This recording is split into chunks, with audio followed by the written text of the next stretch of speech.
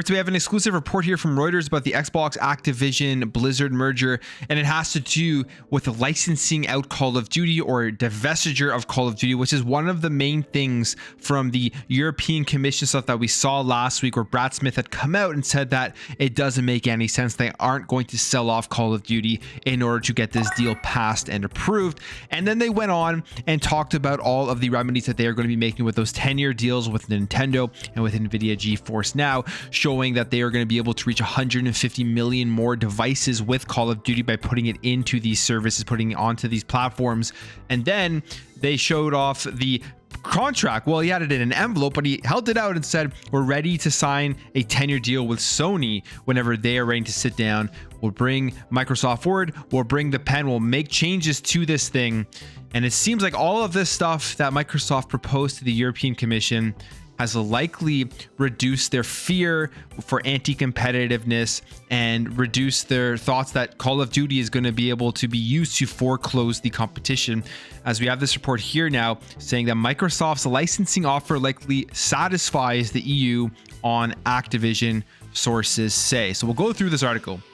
Microsoft's offer of licensing deals to rivals is likely to address the EU antitrust concerns over its $69 billion acquisition of Activision. Three people familiar with the matter have said, helping it clear a major hurdle. Now, obviously, it is a huge hurdle because Call of Duty has been primarily the only hurdle that they've had to try to overcome throughout this entire thing. It's been the main focus point, the main talking point for why these regulators are worried about this deal making the gaming industry anti-competitive.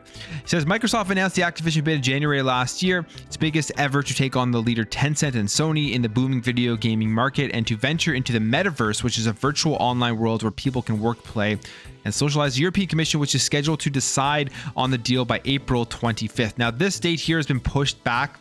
It was originally, I believe, a week before, but now it got pushed to April 25th. So they're giving themselves a bit more time, not a significant amount, but a bit more time to make their decision. And what's interesting about this is they are aligning their decision-making date with the CMA, which is also at the end of April. So people are speculating that they're doing this because they're going to be coming to similar conclusions on this matter, which is increasing people's hopefulness that the CMA is also going to approve this merger.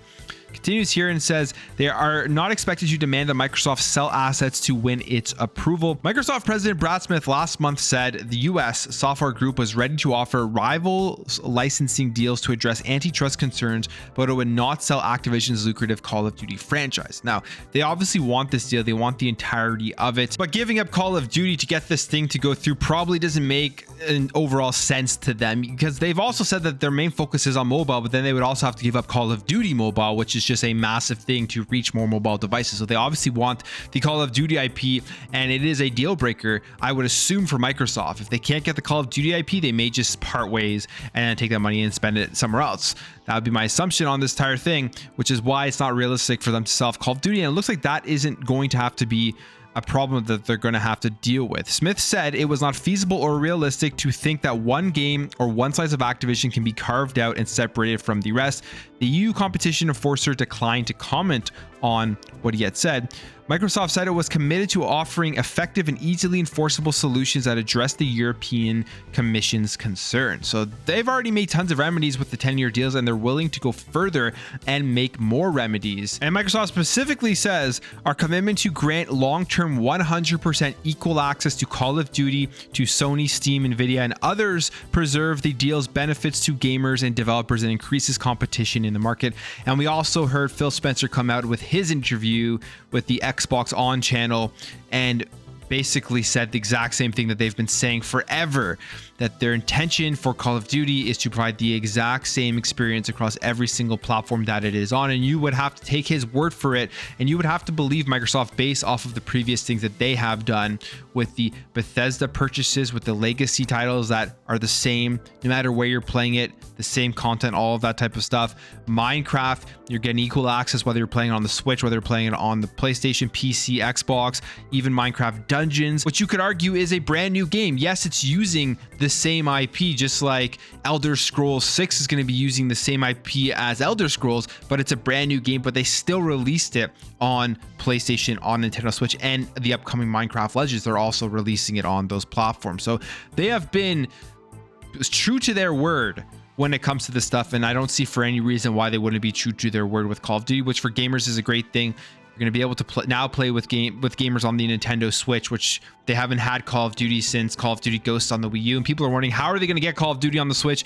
They will come up with a way to get Call of Duty on the Switch, whether that means it's going to be coming onto the next Switch, whether that means it's going to incorporate some cloud stuff. Call of Duty with the same features and parity, from what they are saying, is going to be available for all Nintendo gamers as well. Now, it continues here to end off the article. Last month, Microsoft said it had signed the 10-year licensing deals with Nintendo and Nvidia that will bring Call of Duty to their gaming platforms, with agreements conditional on a green light for the Activision deal.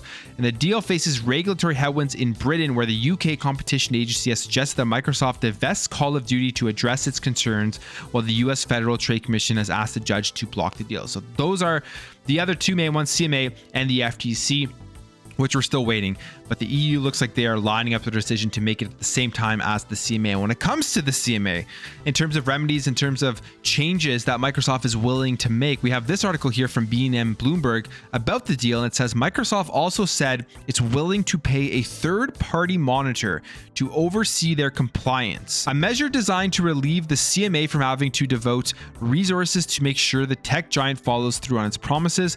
The UK watchdog in its provisional assessment left the door open for behavioral remedies, and that's something a lot of people haven't been saying. Yes, they said that they wanted some structural remedies, but they didn't completely close off the behavioral remedy thing, which stuff that they would potentially accept. So maybe right now they are looking at the Nvidia deal, looking at the Nintendo deal, seeing the EU backing off from trying to get them to sell off Call of Duty, and maybe that's all pointing towards the CMA, that they are going to go ahead and accept these behavioral remedies that Microsoft has done. Time will only tell, as I believe it was yesterday or maybe today, which was the last day that Microsoft could present their case against the provisional findings from the CMA, which means that there will be some more info and more decisions to come down the road based off of what Microsoft has been able to present to them. And we also heard yesterday about the subpoena that Microsoft served to Sony with the FTC case going on to get those documents from them, that the FTC denied the majority of the important stuff from Sony, trying to block having to send those documents to Microsoft. So lots of information about third-party deals, content licensing, documents from the custodians that they wanted information about. All of that type of stuff is going to be presented to Microsoft, and they're going to be able to use that information to try to get their case approved with the FTC. So far, it sounds like today's news with all of the stuff with the EU, with them actually willing to go out and hire a third-party monitor to oversee that they are compliant with the remedies that they are going to be making for the CMA. All of that sounds like it's going to be helping push this deal through. And then finally, it says Activision Blizzard separately met with CMA on Wednesday. A further hearing with Sony, the main opponent to the deal, is scheduled for next week. And then Microsoft announced last week that it struck deals with Nintendo and Nvidia. And the competition authorities in the US and the UK have sourced on so-called behavioral remedies in recent years. In a speech this week, CMA Chief Executive Sarah Cardell said behavioral remedies are disfavored, particularly in a sector where technology or business models are changing quickly. The London meetings were led by the case's independent inquiry group with support from the case team. The CMA will publish its final decision on the merger on April 26th. So you can see it there, 25th EU, 26th CMA. So they're probably looking at each other and thinking that they are going to see what the other decision that the other person makes, or the other regulatory body makes. 25, 26, it's just so close. And the end of April will be a very, very interesting time, as those decisions are going to be huge for the FTC's decision. Maybe if they both decide, or even if one of them decides to approve this deal, maybe the FTC pulls their case and they don't go all the way to court to August. And Sony may want that as well now, with the fact that they're going to have to serve up all of the documents from the subpoena that Microsoft has on them. So we will see what happens. But the biggest thing here with the CMA that's different from the EU is, again, those remedies. Are they going to accept behavioral remedies that they left the door open, or are they going to go and try to force structural remedies to get this deal put through? And maybe Microsoft won't want to do the structural remedies. Maybe they will walk away from this deal. All of these things, I think, are still up in the air as to what is going to happen. But some interesting. I think this is good news here for Microsoft, good news for the deal going through. If you enjoyed this video, make sure to hit that thumbs up button. If you're new here, hit that subscribe, and I'll catch you guys in the next video.